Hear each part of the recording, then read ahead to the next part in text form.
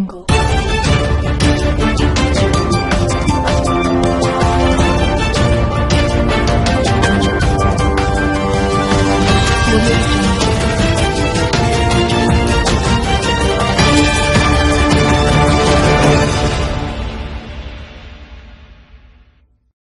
everyone, welcome to our Tuesday Q&A. With me, I have our Chief Market Analyst, Lynette Zang. I am the President of ITM Trading, Eric Griffin. And then for those of you who don't know or tuning in for the first time, we do this Q&A live every Tuesday or Wednesday, depending. And I take questions from you guys at questions@itmtrading.com. That's the email address to submit them. And I ask them to her live, so she has not seen any of these questions today. They're all live and organic response. All right. So Lisa M. asks. Okay. Now, we've talked about this before, but we still get a lot of questions, and probably mostly from newer viewers. But why buy gold and silver if there's a risk of confiscation? Well, first of all, the reason why you hold gold and silver to begin with is as an insurance policy of protection, just like central bankers do. But since central bankers... And people, I think, get the wrong impression. Like, you know, we're constantly trying to teach you guys, it's not about a trade, especially the physical metal itself. It's really an insurance hedge. It's a position of safety. That is how you should think of it. Right, and a way to hold your wealth. I mean, people will put money in a bank savings deposit, which then they can hypothecate, but just because you don't realize that they're using your deposits for their benefit doesn't mean it's not happening. But you can't do that with gold. It's the only instrument or the only asset out there. Physical. Yes, totally. That runs absolutely zero counterparty risk. Yeah, and I suppose, like, even if you... I don't know this for the case, but I'm thinking out loud. Like, I wonder if you held it in storage in an IRA, if the banks don't use it, like the depositories might even be able to use it as a way to leverage their accounts, you know, saying that we have this collateral. I don't know that for a fact, but I'm just thinking out loud. Well, you know, I mean, there are, I've read a few of those contracts, and it doesn't really talk about their ability to do it. The reason why you hear, you know, my hesitancy, because the reality is if you don't hold it, you don't own it. And so even if it's held inside of a depository, it's easy enough, going back to the question, to confiscate, because the depository is not going to say, no, you can't have it. But because of that confiscation issue, that takes us to the kind of gold that is less likely to be confiscated, because governments can do anything that they want. But what are they not likely to do? Because those eminent domain laws say that they can take what they want, but they have to pay you fair value for it. Which is much harder to determine on those. Well, it is. It's easy to determine on the manipulated spot market, because that's just a derivative and it's cheap to move that wherever you want. But on the collectible coins, well, that's the difference, because they would have to look at each individual coin, and they make up less than 2% of the total gold market. And historical precedents, they haven't confiscated that type of gold before in the past when they have done confiscations, right? Exactly.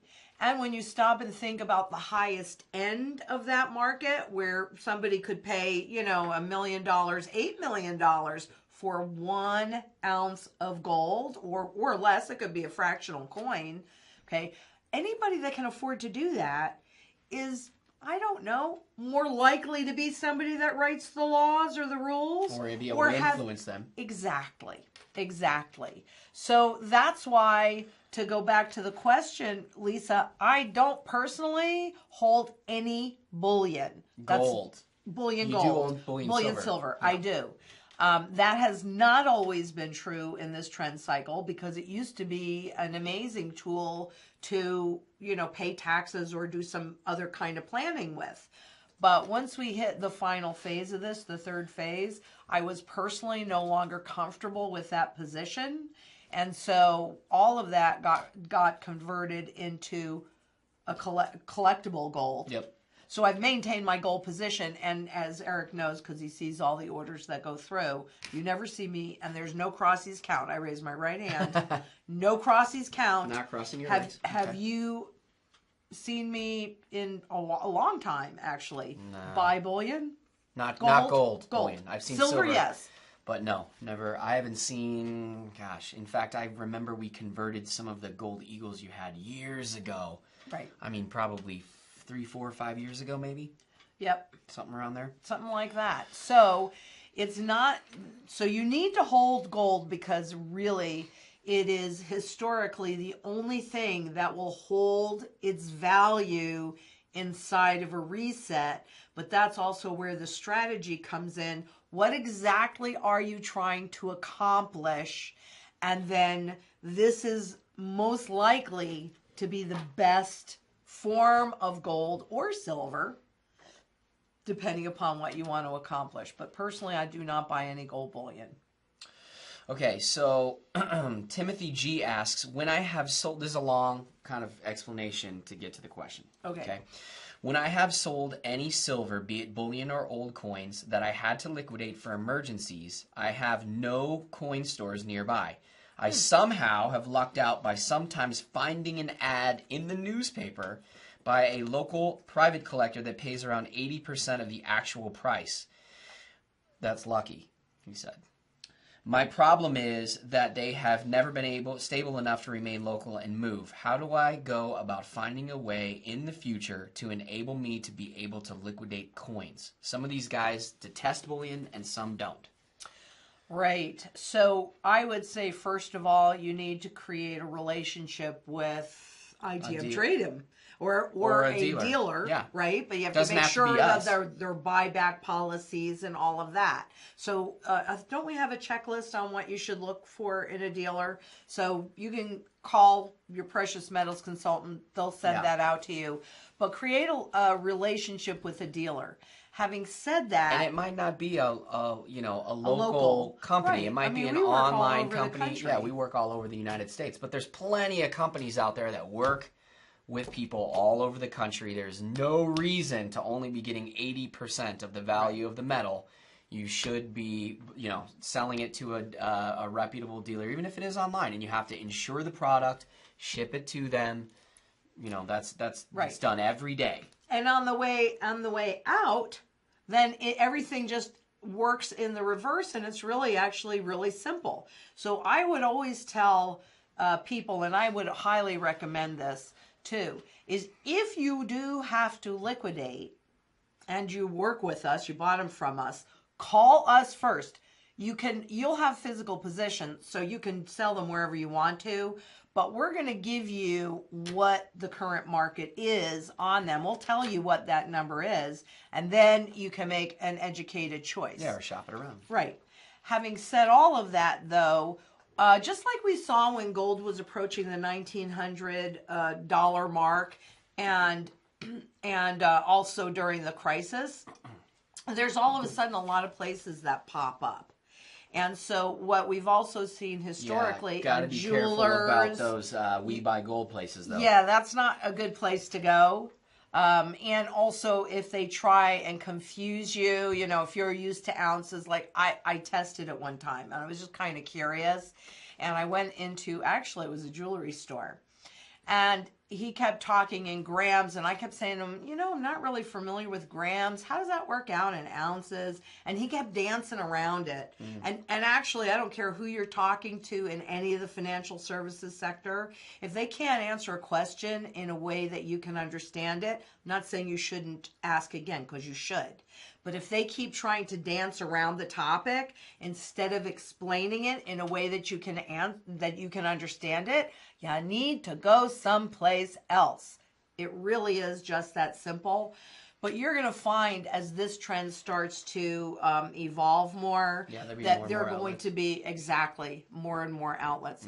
And if you're executing the strategy here through us, part of our job when we get to it, we're not there now, because we're not in that part of the phase of the trend. But part of our job is the exit strategy when it's time to convert and do different things. So if you're working with a reputable dealer that actually understands the markets and how they work, that's the point of having a strategy. That really is the point of having a strategy. So when to use it, where to use it, how to use it, who to use it with, because there are lots of reputable places. I'm betting this. Now, I could be wrong, but history shows us that you're probably going to be able to liquidate on, more like maybe semi-numismatic for like property taxes and things. You're probably going to be able to liquidate those through the banks when we go into this, because their job is going to be to gather as much gold. I don't know about the silver, but probably that as well, to get as much of that off the streets as possible. So we'll see if that's what happens. All right, so Lynn H. asks, in order to get through a reset to whatever the new normal is on the other side, what do you see as a minimum amount for storing food and other household necessities? Wow, that's a really good question. I'm preparing, frankly, for 10 years, because if this were just a normal, it was just the U.S. whose currency had a reset, then on average, the phase that you're referring to, would last half as long as the second phase. So I would have said 5 years. But, this is global, and I really do think it's probably going to take, 10 years. It could even be more, I don't know, to work through all of it. That, and I know you've talked to a lot of prepper, right, channels, Reluctant Preppers, right. Erin Scott, right, she's a prepper too. What do they say as far as like minimum food storage and necessities? Well, I think a lot of them will say something like 6 months to a year. As a minimum, maybe? As a minimum, as an absolute minimum, because it's going to take a while before grocery stores are restored and all of that. I personally prefer to be more independent of the system. And, that's why I did the gardens as an ongoing thing. And we're also, which I'll show you guys when we're finished with it, but we're in the process at the moment of converting the garage into an indoor grow space. So, and it's a secured space as well. So in there, we're going to be able to grow a lot of things if we can't, for some reason, grow outside. So that's been my preference to build my food source. Well, I'm using it now, because we really all need those things, the food, the water, the energy, the shelter, the security, the ability to barter, as well as the ability to hold wealth and a community to help us do all of that. So, why wouldn't you just want that permanently? Well, I agree. I know that some of our viewers, I ask why a minimum, because some people, it's hard for them to afford. Like a 10-year strategy is going to be super expensive. Well, yeah, I don't think you need to hold enough food for 10 years. I think that you need to probably prepare as though it might take 10 years. Right, and there are inexpensive ways, really, even to do that. One of my favorite ways is to go out and buy some, broccoli seeds, sprouting seeds. Broccoli is my favorite because of how nutritious it is. But you soak it in water, rinse it off for 3 days, and you have real live food.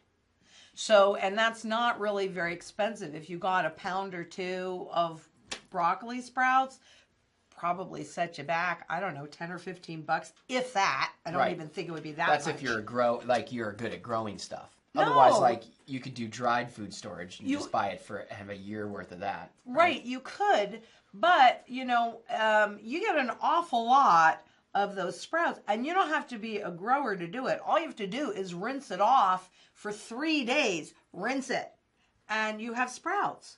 And they're super nutritious. Yes, you're talking about somebody who's already got them to sprout, and you're buying this already sprouted stuff?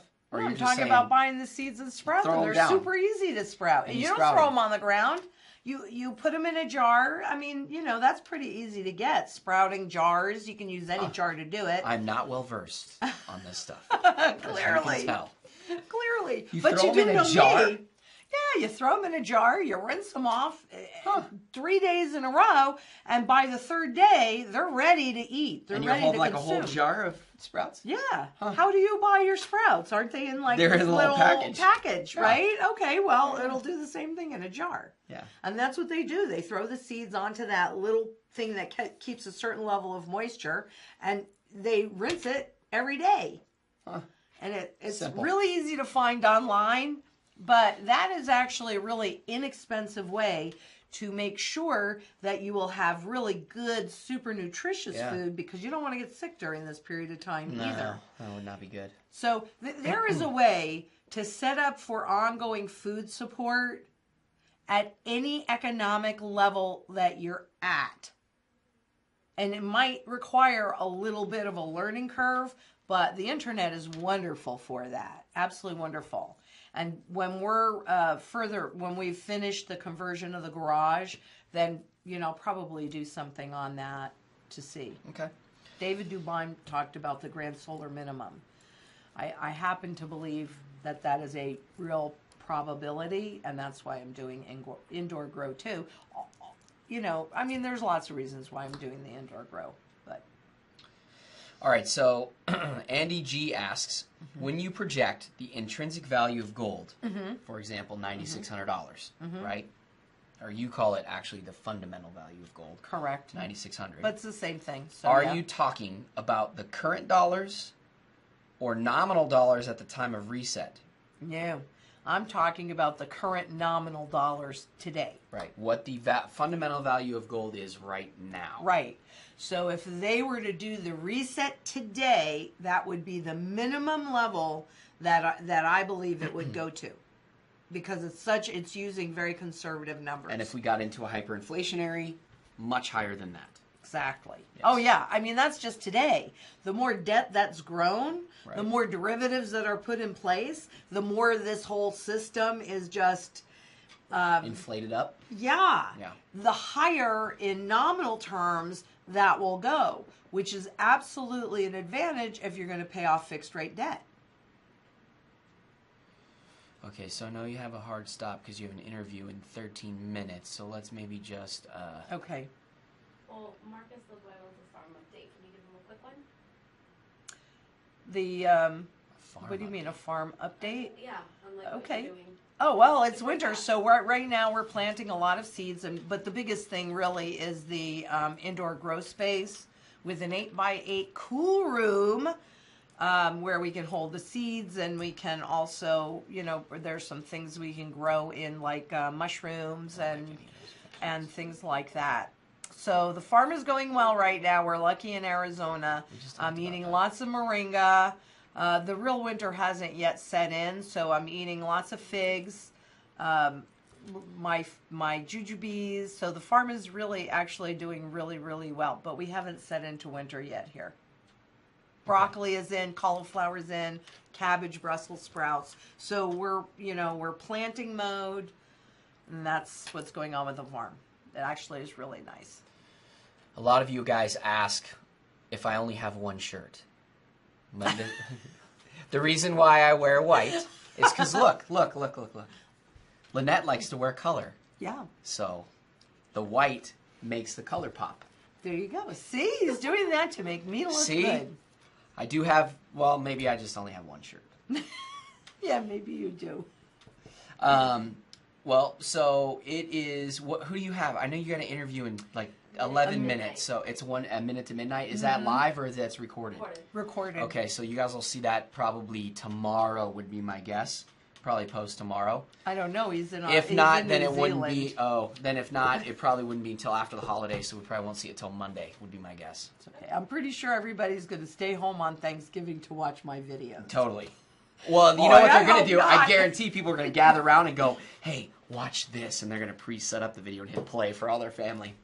That's Some actually people not will a do it. horrible idea. Some people will do it. Would you think they'll get their family to sit and watch it? I don't know. Would your family sit and watch Depends it? on the family. Pick a good one. We have Pick a lot of really good people one. who say that their family just will not listen to them. So Right. So maybe you can get that, done, and maybe you won't get hit over the head with a turkey put it on the leg. big screen while the TV's on football and just whoop. Yep. But, tomorrow I'm going to talk about, there's lots of things on this topic, and I honestly probably don't want to get too heavy the day before a holiday. So I'm just going to talk about the little dispute between the U.S. and China in the recent Asian conference, Pan-Asian conference that just ended. And then next week, though, I am going to absolutely do an update and a connection. I'm really excited about this one. I'm going to be working on this weekend too, on what's happening in the transition from the IBORs to whatever the new benchmarks are. So I'm going to look at a number of the benchmarks cool. and what's happening in there. So an update. That's really, on the oh IBOR yeah, thing. Cool. oh yeah, we need an update. We do. So if you have any questions about this, oh yeah, that's right. We should tell them about the Yeah, do we the have event. the link? Do you know, Megan? You would have put it Yes. You have to put the www, but yeah, it's in the description. there. Okay. So we have an event. To put www. Okay. You mean they have to type it in? Yes. Okay.